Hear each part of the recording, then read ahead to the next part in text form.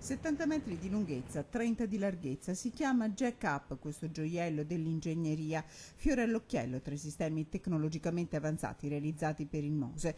Un mezzo navale che in laguna si muove a 5 nodi all'ora, un pezzo fondamentale per la manutenzione e la sostituzione delle paratoie che entrerà in funzione da subito, dopo il periodo di collaudo per la posa dei sistemi di dighe mobili alle bocche di porto di San Nicolò al Lido, a Malamocco e a Chioggia.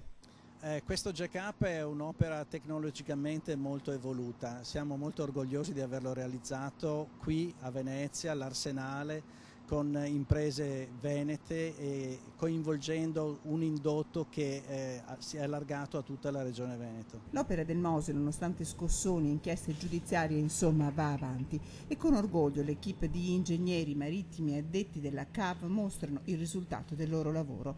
10 anni di progettazione, 50 milioni di euro spesi in un'opera che nessun cantiere al mondo ha voluto realizzare, in grado di operare in condizioni di onda fino a 1 metro di altezza, praticamente immobile una volta sistemato in laguna grazie all'azione di queste gambe alte 26 metri.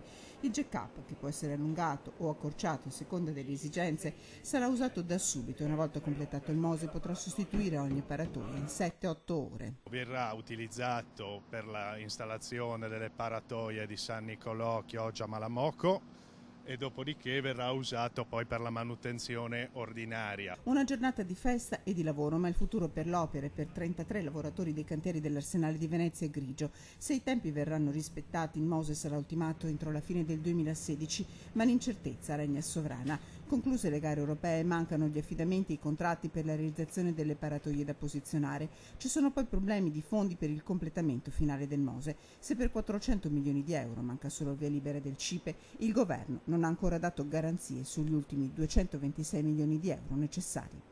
Tutto dipende dalla disponibilità di quei fondi, però siamo confidenti che arrivati a fare 99 si faccia 100.